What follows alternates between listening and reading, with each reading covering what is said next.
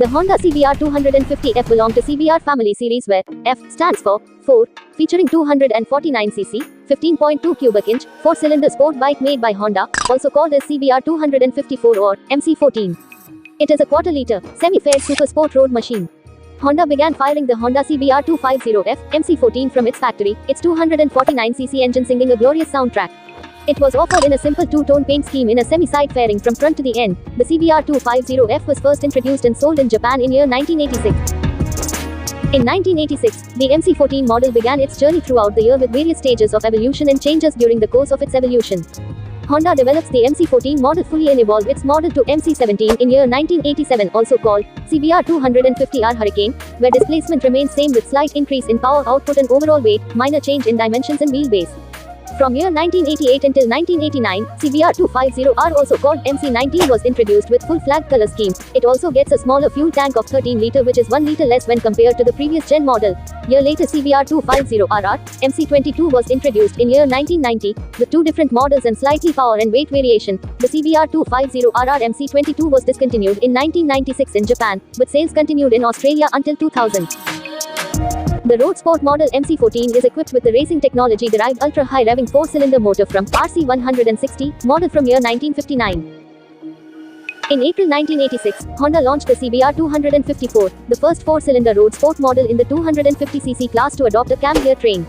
The CBR 254 was powered by a liquid-cooled, 4-stroke, DOHC, 4-valve 250cc 4-cylinder engine, and featured a cam gear train directly derived from racing machines.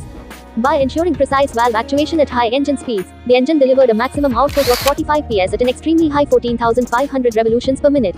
With a red line starting at 17,000 revolutions per minute to 19,000 revolutions per minute, this engine was truly a piece of racing technology. The 4x1 exhaust system and other features ensured easy handling characteristics in the mid to low rev range, for frequent riding in urban areas.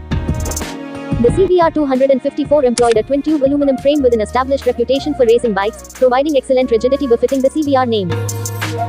Honda's cam gear train technology traces its roots back to the RC160, which made its debut win in the Mount Dasama volcano race in 1959, using a 4-stroke, DOHC, 4-valve, 4-cylinder cam gear train engine with the same displacement as the CBR 254.